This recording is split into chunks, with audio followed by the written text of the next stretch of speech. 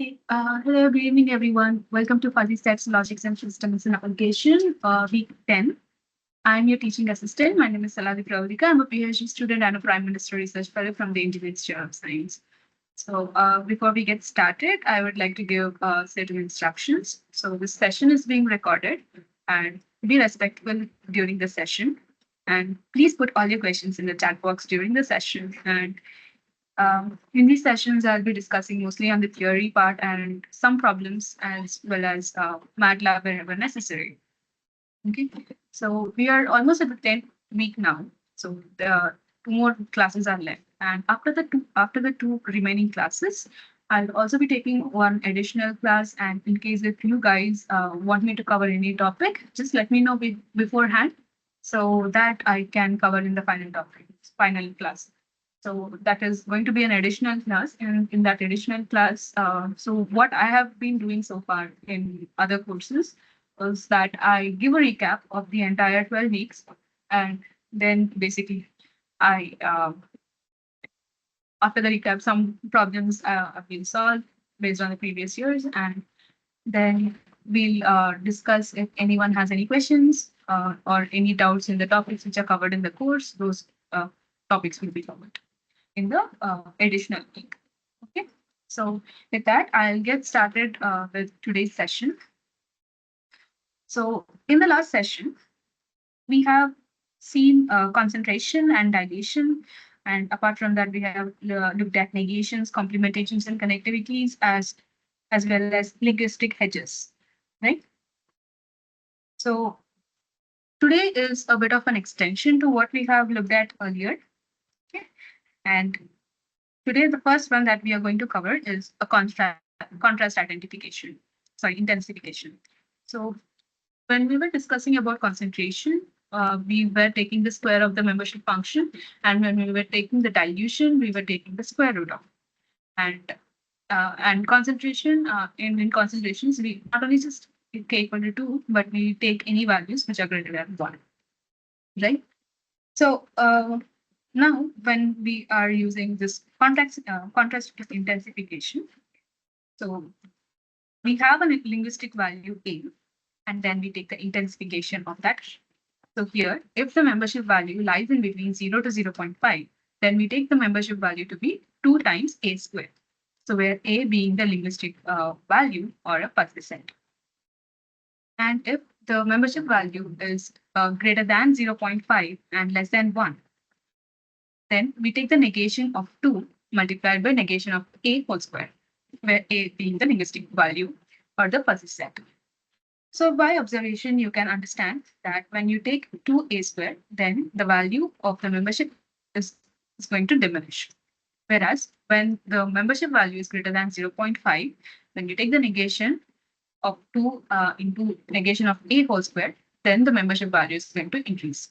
You can try it out with a couple of examples, and I'll also discuss another example in the next slide. Then we can also prove this point that when the membership value is less than 0.5, it diminishes, and when it is greater than 0.5, it is going to increase, right? So usually we give the negation as a tilde, but apart from tilde, you can also use this that almost looks like a 7, but not a 7. Okay. Right. So why exactly do we need this contrast intensification? So in order to reduce the fuzziness in a given fuzzy set, we use this contrast intensification. Okay. So that is our first topic for today. And for the second topic today, we have orthogonality. So when do you say what is orthogonality? Basically, when let us talk in vector terms, right?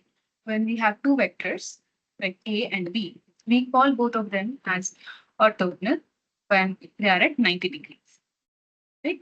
So similarly, there are multiple conditions to prove that they are orthogonal and whatnot, right?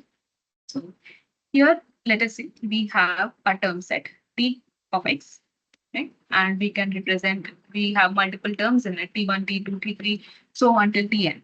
So all of these T1, T2, T3 and all are linguistic variables. Sorry, X is a linguistic variables and the other ones are terms, right? So when we take the summation of the membership values of a given T I, and that equals to 1 for all given values of x which are in the universe of disputes, then it is called as an orthogonal set.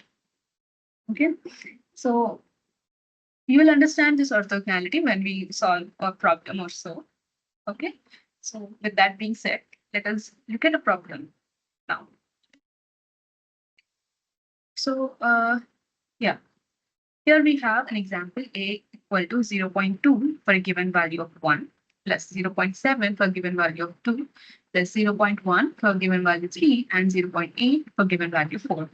So first is to find the contrast intensification. So let us take the formula.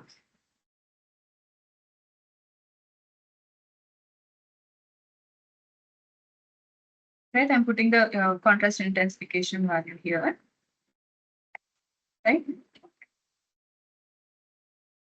So we have A equals int of A equals 2 times A. So for the first one we have is 0.2, which is less than 0.5.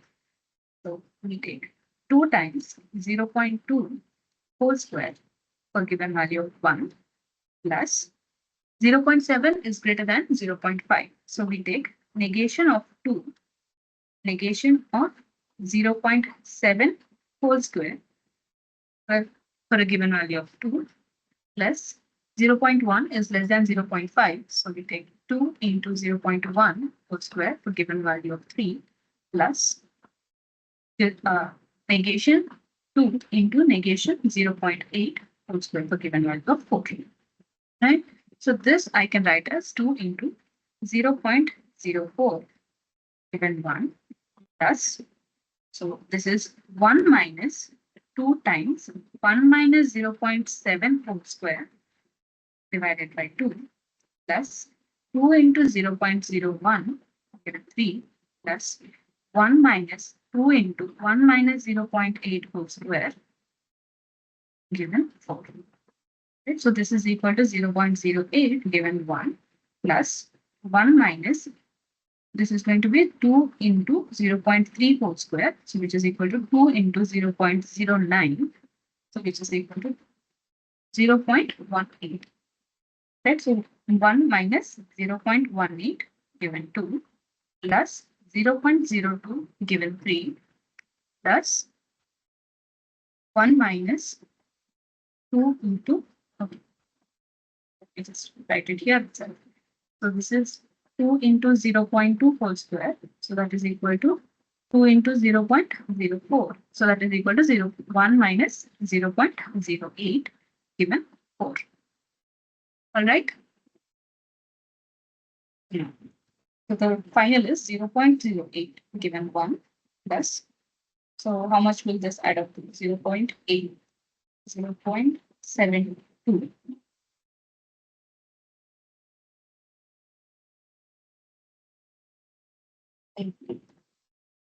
Right?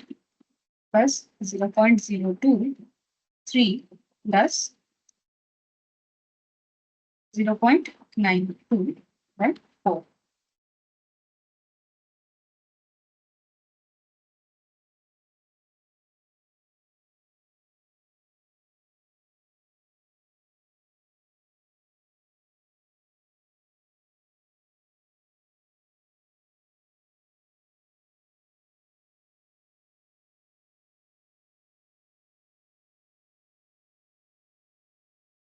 Okay.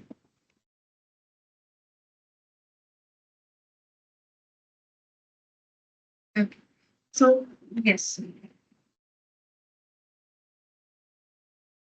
Oh, okay. So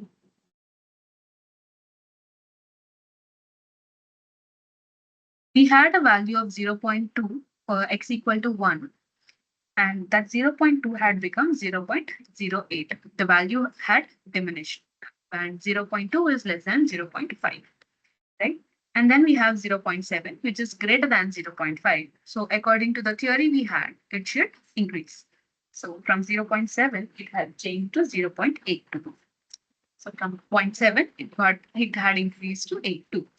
And then we had 0.1, which is less than 0.5, and then it has diminished from 0.1 to 0.02. And then we had 0.8, which is greater than 0.5, and that had increased to 0.9, right?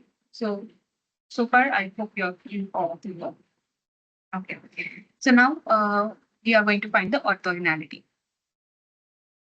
Okay. So we have A and B, and we want to know if A and B are orthogonal, right? So for x equal to 1, sorry, for x equal to 1, A had 0.2, right? So this is A. Let us draw a table. Easy for us. And this is going to be A plus B. Okay. And B is 0.8. For x equal to 2, A had 0.7, B had 0.3.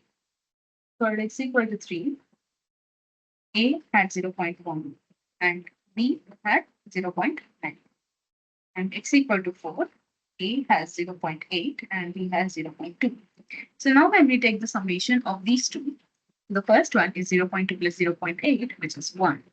The second one is 0.7 plus 0.3 is also 1. Then again, x equal to 3, 1. And x equal to 4, we have 1. So now all the values, all the x values are the summation to be equal to 1. Hence, it is orthogonal.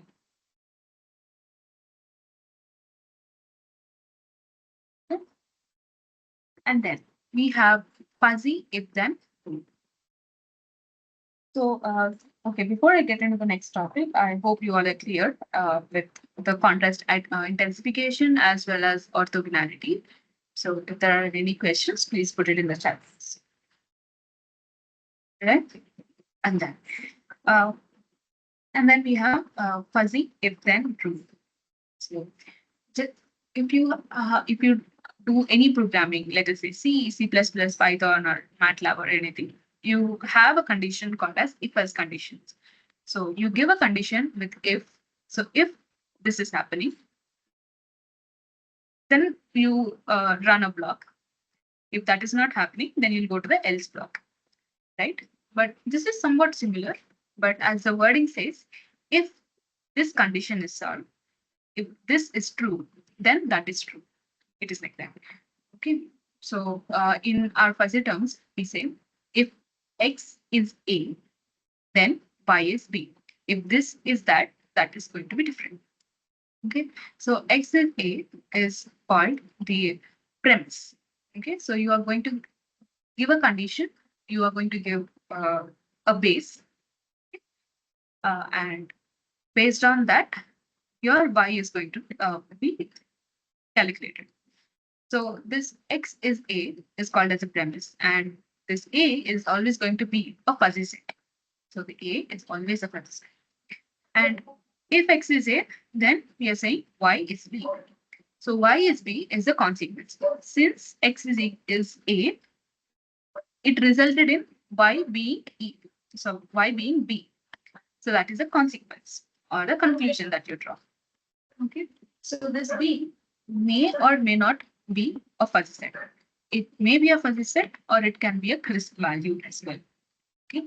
And the representation that we use is A arrow B. Okay. And there are two ways to interpret this if-then rule. Okay. The first one is A coupled with B. The second one is A entails B. So far, we have looked at finding the relation matrix between A and B, right? So we write it as A cross B. And we get the relation matrix, and based on that, we see whatever we require, we'll look at, right? If we want the highest membership value or lowest membership value, based on the problems that we are doing, right? So similarly, what we are doing is we take A cross B, we take A cross B, and we represent it as summation of mu r of x comma y for a given x comma y, where x comma y belongs to discourse of capital X cross discourse of capital Y. Right? So let us see how we can interpret the values. So the first one is A coupled with B. So here we have A given A coupled with B, that is A arrow B, and you can write it as A cross B as a relation. And then here, what you can do is you apply a T norm for given for two membership values from A and B, right? You apply T norm. So this T norm can be multiple any T norm operator. We have looked at multiple T norm operators a couple of weeks ago, right? So similarly, again, we are going to bring back those same topics that we have looked at back then to here. Okay, so this T norm can be a basic minimum T norm operator. So that is, you take the minimum value between mu A and mu B. So whichever is the minimum, you take that. So that is one kind of a T norm operator. Another one is algebraic property. Sorry, algebraic product. So you basically take the multiplication of mu A and mu B. You take the product of both of them. The third one is bonded product T norm operator. So this bonded product T norm operator is 0 union mu A plus mu B minus 1. Right? So you have two membership values from A and B. And then first you take the sum addition of both of sum of both of them, and then you minus 1, and then you take the union between that and 0. Right? So why do we take 0 union this? It is because in case if this value falls less than 0, we cannot have a membership value less than 0. So the membership value always lies in between 0 to 1, right? So for that reason, we use a 0 here and then we take the union. So union basically means the maximum, right? So if this value is maximum, we take the membership value to be that. If this that value is not maximum, then you by default you go to 0. Okay. So that is another T norm operator. And then we can look at a drastic product. So I hope you all remember the drastic product. So for a given fuzzy sets A and B, if the membership value at B is equal to 1, then you take the membership value of A and vice versa. If both the membership values, either of the membership values are not equal to 1, then you take the value 0 by default. Okay. So using this T norm operator for a given two membership values, you find the relation matrix.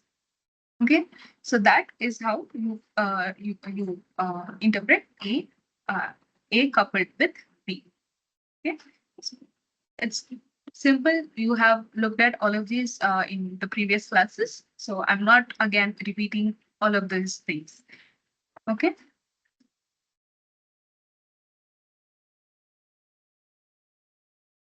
Yeah. And then the second one is we have A entails B. Okay.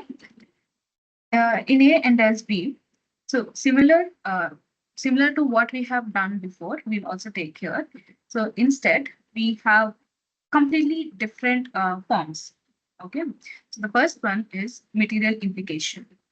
Okay. So for A given B, you take the negation of A union B, or if you write it in terms of membership values, then you go for one minus one. Sorry, one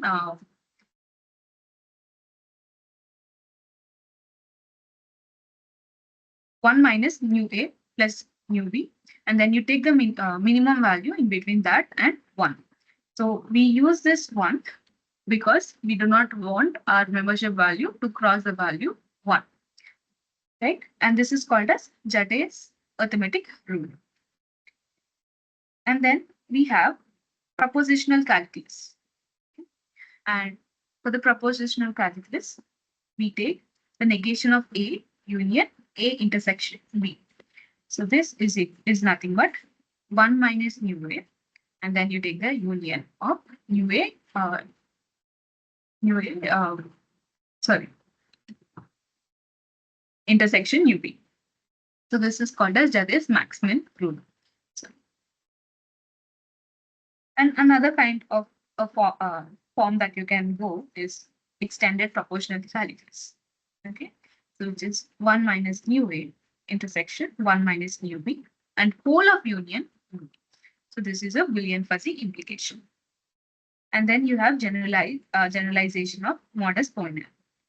Okay, and that is okay. It is represented as this. So it is A less than, and on the top you have a tilde and B. Okay. And that can be represented as if nu A is less than nu B, then you take the value 1. If nu A is greater than nu B, then you take the value nu B divided by nu A. Okay, so this is called Liouville's fuzzy implication. Okay, so these are the ways how you can interpret the fuzzy interpret the rules that are given to you, and then you can find your relations and then we are going to fuzzy inference systems.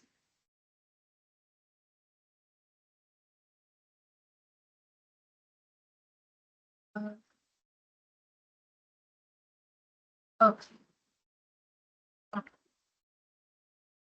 So, yeah, and then we have fuzzy inference system. So this is a process of mapping a given input to an output using fuzzy logic. So basically, for example, if you are considering a deep learning model, okay, so deep learning model is basically a black box for people who do not know the architectures and all of that. So you give some sort of an input to it, and it will give you some sort of an output. So even washing machines per se. So you put some settings, and then the washing machine does its job. So you do not know what is happening inside, right? So similar to that, this fuzzy inference system is also.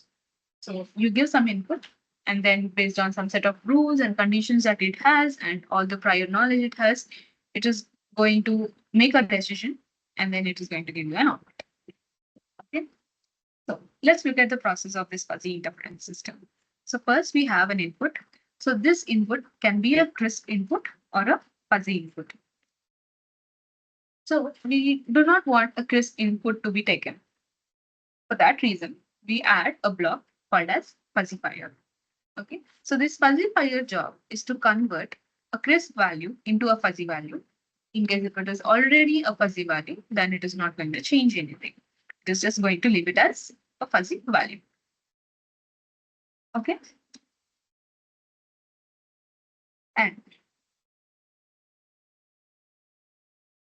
And how do you define these membership functions for if at all we are giving the input as a crisp input? Okay. Then we have to assign, then we have to use a membership function, right, to assign the membership values to it. And that is acquired from fuzzy knowledge base or fuzzy rules. Okay, so the definition of these membership values, which are required for this fuzzifier, is taken from this fuzzy knowledge base. Okay, and after that, so once a fuzzifier is, once fuzzifiers give you a fuzzy set, then that is given as input to an inference engine. So in this inference engine, all of the computation occurs. So this computation is, so it is basically the decision making, you can say. And this will take in all the conditions, that is if and then rules, right? If X is A, then Y is B, that kind of rules it will take. Okay, it will take all the rules and then it will make some sort of an output, and that output is going to be a fuzzy value. But we don't want the output to be a fuzzy value. We want the value to be a crisp value, right? We want either yes or no kind of an option. So for that, we'll add another block called as defuzzifier. So this defuzzifier converts a fuzzy set into a crisp value, and it uh, it might follow any of these methods. Okay, these are some of the methods that we have given here. One is the centroid of area, bisector of area, mean of maximum, smallest of maximum, largest of maximum. So all of these methods we'll be seeing in the next class. Okay, so in detail. So for now, it is just going to be a quick summary kind. Okay. Uh, Okay. So I've been okay. So I see that Amber has joined. Amber, I have replied to your mail. Have you noticed it?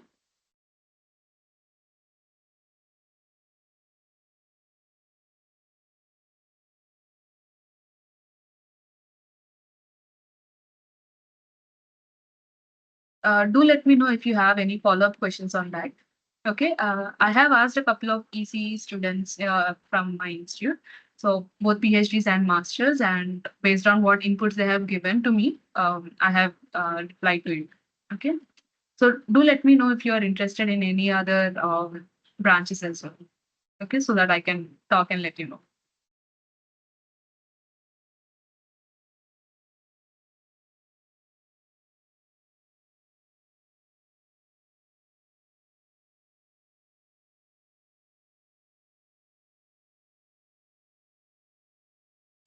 Okay, and then we'll just look at fuzzy reasoning.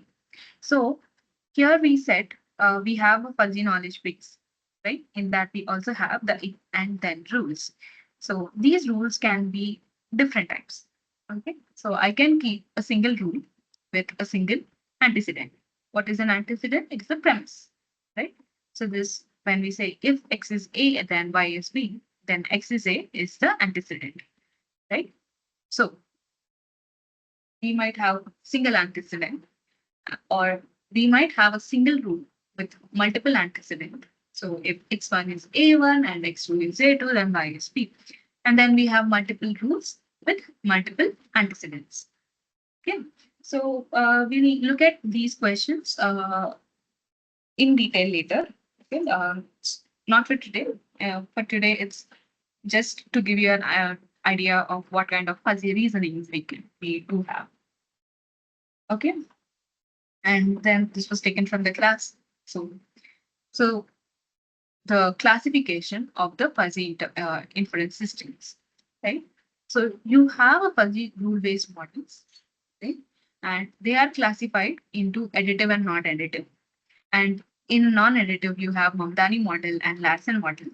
And whereas in additive model, you have a TSK model, that is Takaki Sugeno Kamu model. And you also have Sukamoto model. Okay, so these models will be covered completely in the next and the other class, the 11th week and the 12th week in detail. Okay, so this is just to give you a brief classification on what kind of fuzzy interference models we will have. Okay, and with that being said, just give me a second. I'll just discuss some of the previous questions. I just have to log in.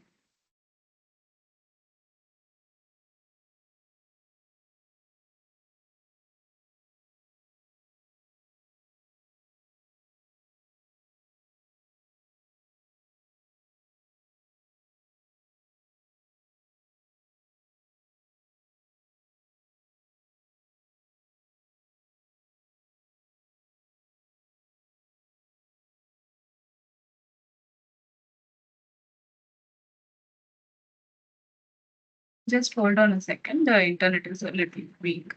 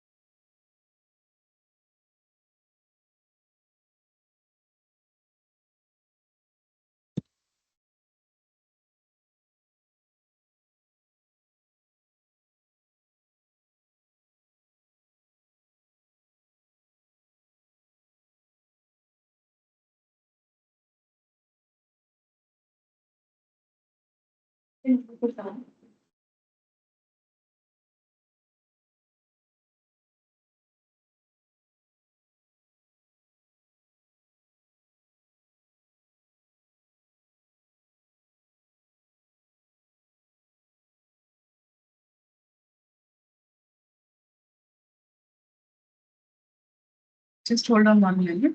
I just logged in.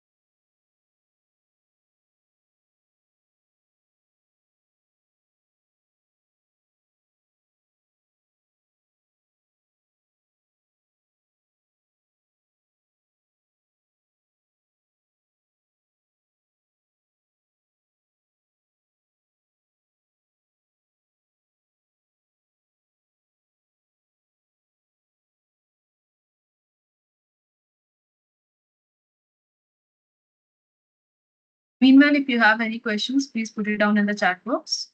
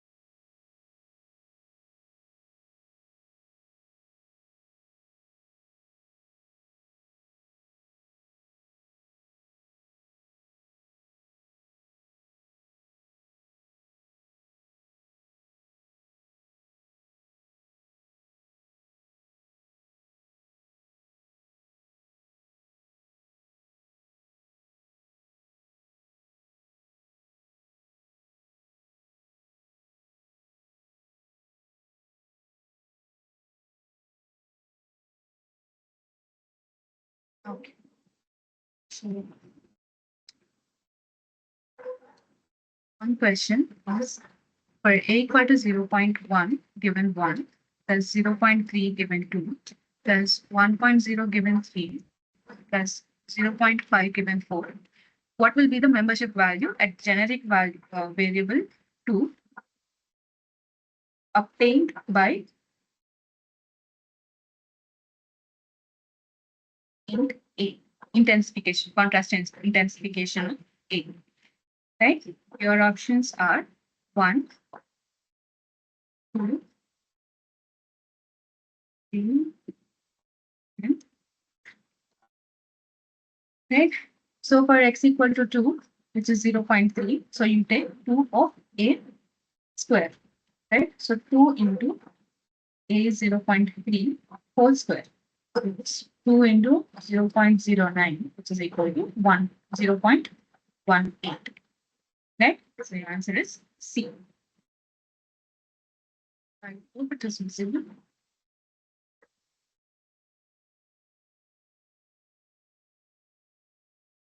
Another question.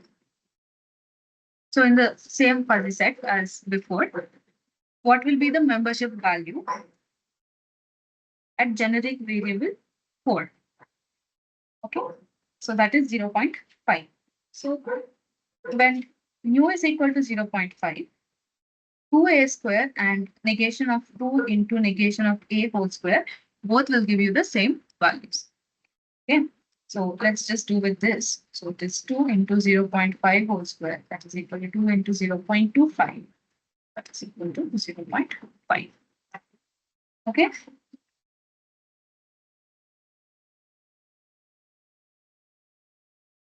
And then for the same value. So please find it for x equal to 1. Just find the new value for intensification of A. So this one was also for intensification of A. Okay. So in such sort, you will be given a fuzzy set and multiple questions will be there for the same thing. Okay. So you will be asked for different generic variables, or you might be even asked as a complete fuzzy set as well. Okay. So this is for x equal to 1, you have to find the new value. And also for x equal to 3, the new value is asked. Okay. After intensification of A.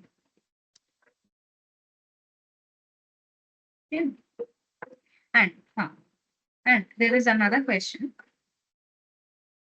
which states, for the given fuzzy set from question 1, what will be the complement of int of A? Complement of int of A. Okay. So basically what you can do is your first step should be to find int of A. And the second step is to take 1 minus int of A. So this 1 minus have to be for all the elements, all the values, all the membership values which are there. Okay. And then you will get your fuzzy set. Okay. And then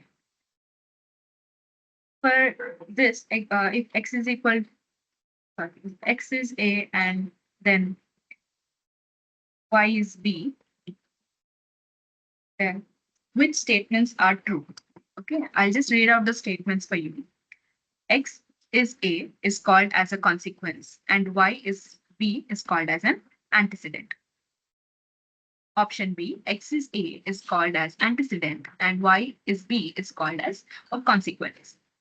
Then we have C, X is A is called as a conclusion and Y is B is called as a premise.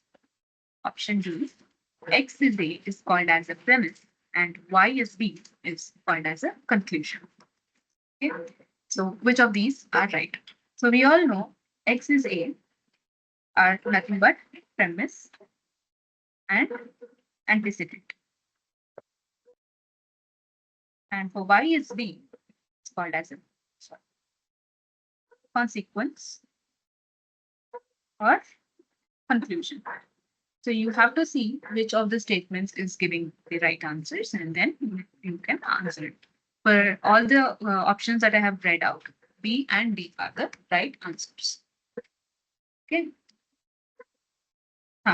And then we have to be clear on what are the functions of each of the block in the fuzzy inference system. So primary function of a fuzzy fire was asked. Okay, I'll read out the options. Option A, convert fuzzy values to crisp inputs. Convert crisp inputs to fuzzy values. And C is evaluate membership functions. And D is implement logical operations in fuzzy logic. Right? So fuzzy fire is basically used to convert a crisp input to fuzzy. Right?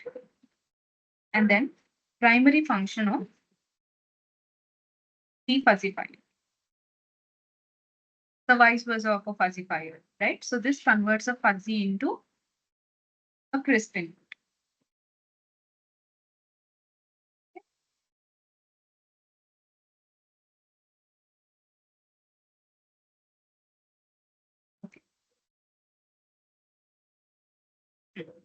And what is the use of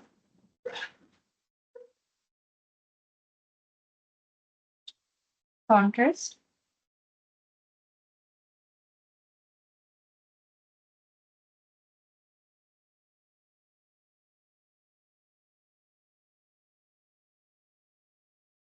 intensification. So it is basically used to defuzzify the fuzzy set. Or you can also say reduce the fuzziness.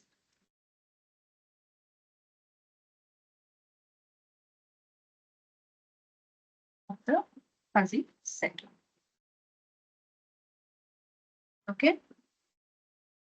Yes. So these are some of the questions from the previous assignments. Okay, from the last year's one. Any questions so far?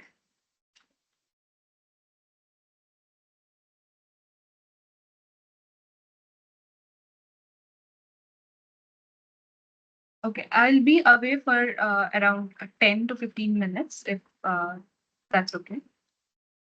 Oh, sorry. You should have told me earlier.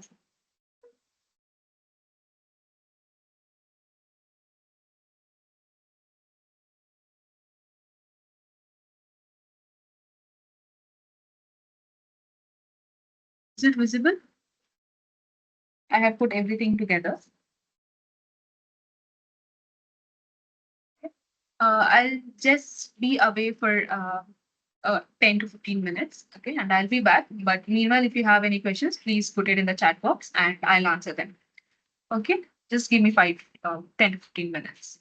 You can just take a break, or if you have questions, you can just let me know. Okay, and in Teams, you can zoom in on the screen as well.